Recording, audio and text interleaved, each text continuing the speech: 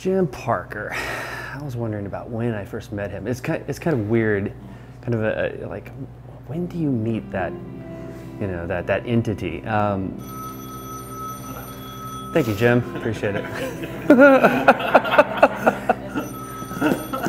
I first met Jim in 1989 at the Great American Beer Festival.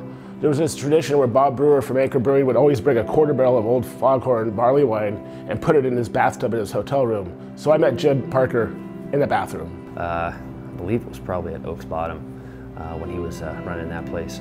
And Jim was behind the bar, and we ended up hanging out there all night, just getting to know him. And I was inspired by craft beer, not in the industry. It was really awesome just getting to know him and all of his knowledge, and he was so welcoming. I met Jim Parker immediately. He gave me the name Chick Brewer, and he called me that until the last time I saw him. The first time I met him really was a highlight, though, because I met this goofball guy who just was like, how much energy can one person have, you know?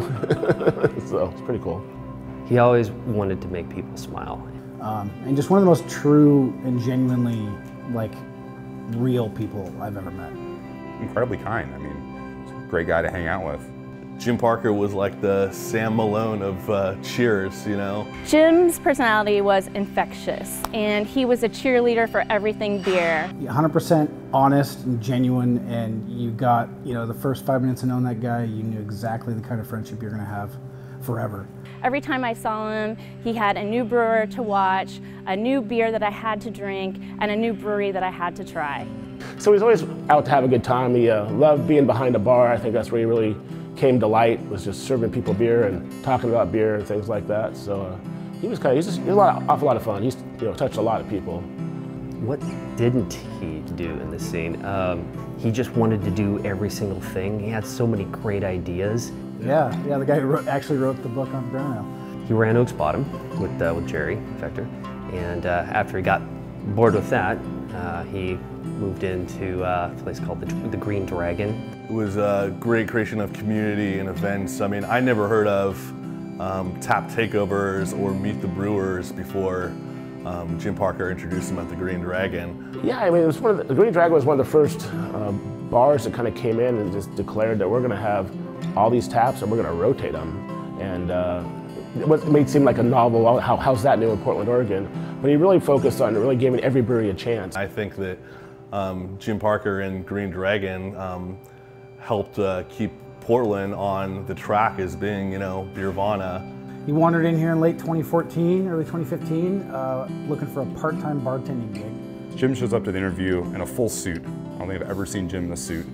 But I don't know, he must have seen something. I don't know, we're still trying to figure out why the hell he landed here. But my favorite thing about him, and he reminded me of this on a constant basis, is no matter how much we can, you know, nitpick about beer and nuance and flavors and trends and this and that, like, at the end of the day, it all comes back to people, and beer is 100% about people, and I think Parker taught me that more than he'll ever know.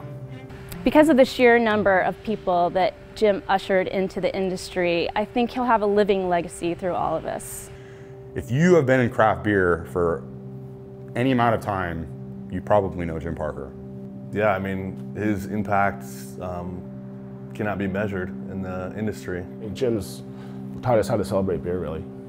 I think every second of every day is like a little, you know, chapter in the Jim Parker storybook. I think, like, he was just always 100% a friend, and I mean, to everybody that knew him. Without Jim Parker being at the right place at the right time and teaching me how to brew, I wouldn't be standing here today. Lasting thoughts. Hot scotchies. 3 orange whips. And if you know, you know.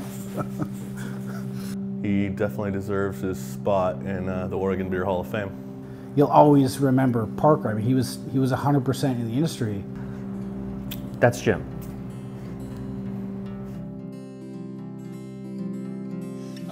I appreciate your time, and I'd like to introduce Jim Parker.